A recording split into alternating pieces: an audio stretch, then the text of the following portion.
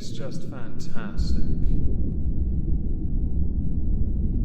Captain's log, subdates 220405.7. Apparently there is a prison lawyer attempting to get pedophiles' genitals reattached before they fully decompose. We here have decided to relocate that prison lawyer to an abattoir for mandatory body cavity searches.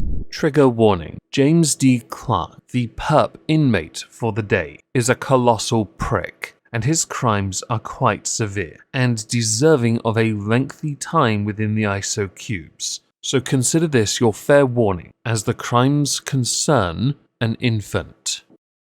Welcome everyone to the Halls of Injustice. Today we welcome inmate number 122 to the ISO cubes. His name is James Dean Clark, and he is going to be with us for quite some time. The plan for today is to simply go through who he is, the crimes he committed, the charges, because he is not the only person who is charged with something here, the law, the trial, and the sentence. So first, let us now discuss who James Dean Clark is. James Dean Clark is a 31-year-old man that is not to be confused with the James Dean Clark mass murderer from Arizona who was executed in 1993. I know, not brought back from the dead. Necromancy isn't real, apparently. This James Dean Clark is a 31-year-old man from Warmley, Gloucestershire. He was in a relationship with a woman called Helen Jeremy, who was from Kingswood, so that their relationship had time to blossom, grow, and because no doubt they couldn't get a place together. Although I'm sure it's also possible they had a fractured relationship, but I doubt it. James lived with his mother in Warmley. Helen lived with her parents in Kingswood. On the weekends, they would spend time with each other at each other's respective parents' homes, alternating which one it would be. Eventually, at the end of 2017, they welcomed a son together called Sean. Sean is the victim of what we're going to be discussing today. You might notice now a complete lack of any coverage concerning occupation. That is because there is no news coverage as to what James Dean Clark did. As he lived at home with his mother though, one can surmise he was a bum dosser nobody that had no work. Or he was saving up to buy himself a dream home. He's got one now, by the way. It's called prison. So next, the crimes of James Dean Clark. We shall also during that discuss Helen Jeremy's involvement, as it is relevant.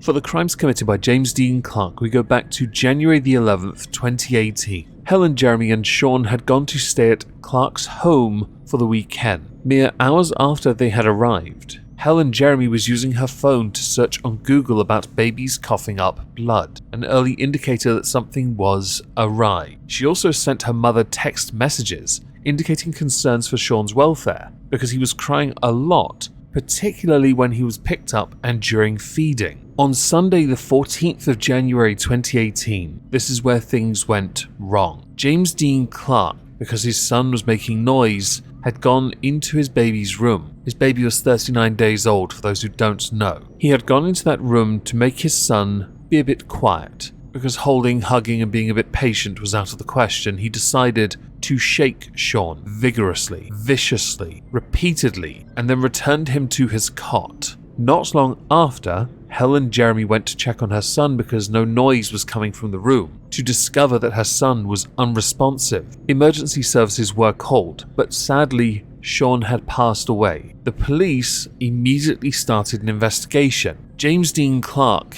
immediately indicated that he had done nothing wrong, and the same for Helen Jeremy. Both, though, were arrested, the investigation for which took 3.5 years to reach a conclusion, and there's a reason why. To this day, James Dean Clark is adamant he did nothing wrong. So the evidence and the trial itself had to rely on something very specific. You see, people lie all the time, but the science is a little harder to manipulate, especially if you're not that intelligent. So now, I'd like to talk about the charges they faced and the UK law associated with both charges, and then we will talk about the trial and what the forensic evidence said.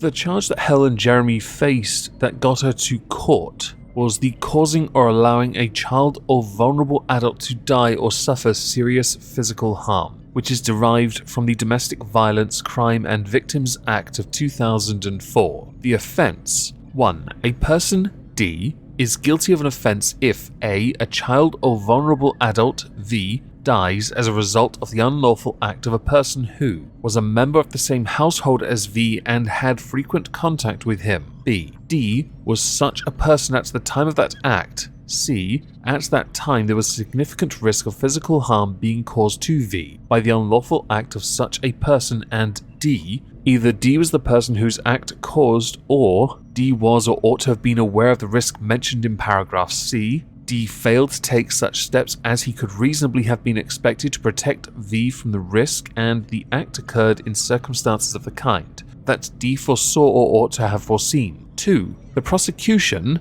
does not have to prove whether it is the first alternative in subsection 1D or the second subparagraph that applies. And skipping down to 7 because that was the relevant part to what Helen Jeremy was charged with. A person guilty of an offence under this section is liable on conviction on indictment to imprisonment for a term not exceeding 14 years, or to a fine, or to both. 8. A person guilty of an offence under this section or causing or allowing a person to suffer serious physical harm is liable on conviction on indictment to imprison for a term not exceeding 10 years, or to a fine, or both. James Dean Clark was charged with something different. He was charged with murder, which falls under the Homicide Act of 1957. As you are all undoubtedly familiar with that particular law, I will specify that if found guilty of committing a murder, the sentence has to be life. It has to be. That is what UK law specifies. But I will put the Crown Prosecution Service's legal guidance on the screen so you can fully appreciate just how in-depth this law is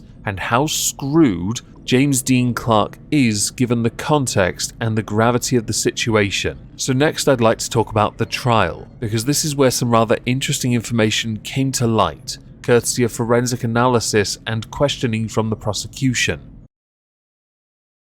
During the trial, James Dean Clark told the jury that fatherhood did not daunt him, being quoted as saying, "I liked it. I enjoyed it. I found some stuff quite difficult, but I got through it," further explaining that he had a compulsive nature and liked to have his possessions arranged just so, pointing out that this habit also applied to ensuring that Sean's milk was ready for him when Helen Jeremy visited with the baby from her mother's home where they lived. James Dean Clark also told the jury he enjoyed to play video games. When his barrister Andrew Langdon asked if he ever took out his frustration from gaming on Sean, he said that he did not. Both Helen Jeremy and James Dean Clark denied injuring the baby in any way, shape or form. During that same trial, we got the additional context from Helen Jeremy about the long weekend that they had spent together. This is where we get to the forensic evidence. A post-mortem was carried out on Sean, and it confirmed that he had suffered 74 rib fractures, some of which were very recent, others were beginning to heal, which indicated that over his rather short 39-day life, he had been subject to multiple abuses. He also had 2 severe head injuries, further indicating this was not accidental. Medical experts confirmed that his injuries were consistent with having been shaken violently shortly before his passing. While all this evidence was being presented, James Dean Clark was adamant that he had done nothing wrong. This is where I now insert. Helen Jeremy was acquitted of the charges she faced because the evidence did not support her having been responsible in any way for the death of her son. But the same cannot be said for James Dean Clark. Because of a lack of admission of guilt from James Dean Clark, the police had to prove beyond reasonable doubt that James Dean Clark was guilty. After 3.5 years, James Dean Clark was found guilty of murder. Although while maintaining his innocence, he was found guilty via unanimous decision. And it is with that in mind we get to a sentence and an update to that sentence. James Dean Clark, inmate 112, was found guilty of murder and sentenced to life in prison, with a minimum term of 15 years before being eligible for parole. This sentence, and this is where an update slides in, was deemed too lenient and was very recently updated to life with a minimum of 18 years. Anne Hampshire of the Crown Prosecution Service, upon the conviction being announced, said this was a tragic case where a very young child was the victim of several assaults. Only Clark knows exactly how Sean suffered those injuries, and he maintained that he was not the cause. This case relied on evidence from some of the top medical experts in the country and was distressing to investigate and for the jury to hear. The verdict demonstrates that the jury were satisfied that it was Clark who inflicted these injuries and they found him guilty of murder. Superintendent James Riccio of Avon and Somerset Police, after the conviction, said, "James Clark is responsible for the most repulsive and hideous of crimes, the murder of a defenseless child. The evidence showed quite clearly Sean was subjected to multiple assaults which had been committed on a number of separate occasions, and we fought hard to secure the charges and compile the evidence to put it in front of a court. As his father, he should have protected him, not inflict pain and suffering on him." As far as we at the Halls of Injustice are concerned, the sentence of life is life. No early option of getting out, no.